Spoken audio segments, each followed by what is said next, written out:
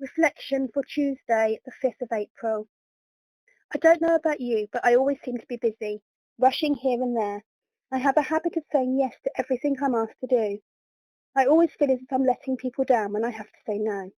And even though I rarely say no, I always feel that I'm not doing enough, that I am not enough. Now, I'm not saying that being busy is a bad thing. I had an enforced week off recently due to catching COVID, as quite a lot of us have. At first, I was too ill to worry about things and spent the first few days just sleeping. But once I started to feel a bit more like me, being locked in my flat, not able to go out, go to church or go to work, started to feel like a punishment.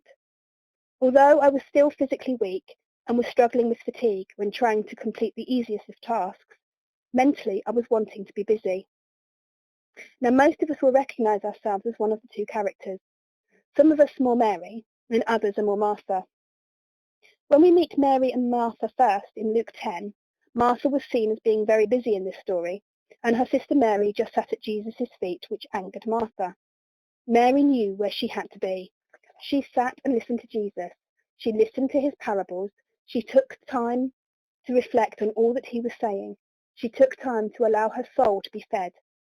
Martha, on the other hand, was very busy with the cleaning and the cooking and all the other jobs that having so many people visit must cause. She was rushing around and complaining that Mary was not helping her. We can see from the Gospel that we read on Sunday that this scenario had not changed. Martha was still the one serving at the table. From this, we can probably presume that she also did the cooking and the clearing as well. Where do we find Mary?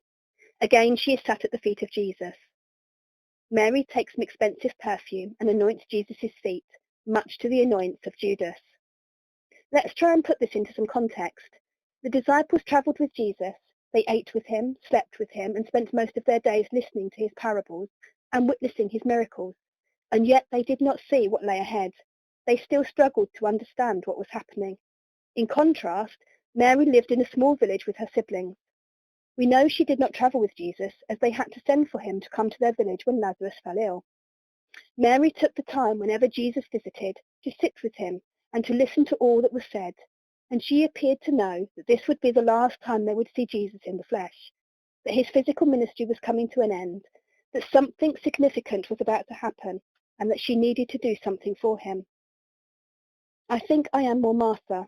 I am a people pleaser. I take pleasure in making other people feel comfortable, fulfilling or trying to fulfill all their needs. That's not to say that Martha is a bad person, or that it is not bad to be like her. If we were all like Mary, then nothing would get done. The housework would mount up, our in-trays at work would be overflowing, sermons and intercessions would never get written. This is not to say that Mary is a bad person either. We all need to take time to reflect on our lives and weigh things up, not just when we have to make big decisions, but with all the little decisions as well. What we need to do is to learn to embrace the other character.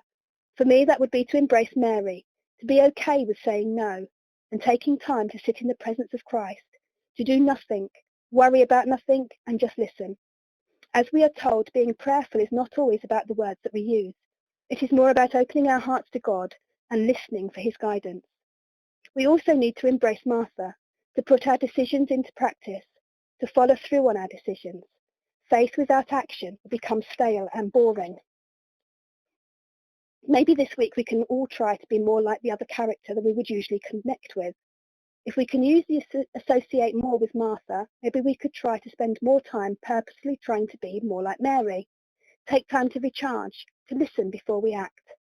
And if we are more like Mary, maybe we can try to be a bit more Martha, working to help others more than we usually do. By pushing ourselves out of our comfort zones, either through prayer or through action, help us to grow as people, which in turn helps us to grow in faith. Amen.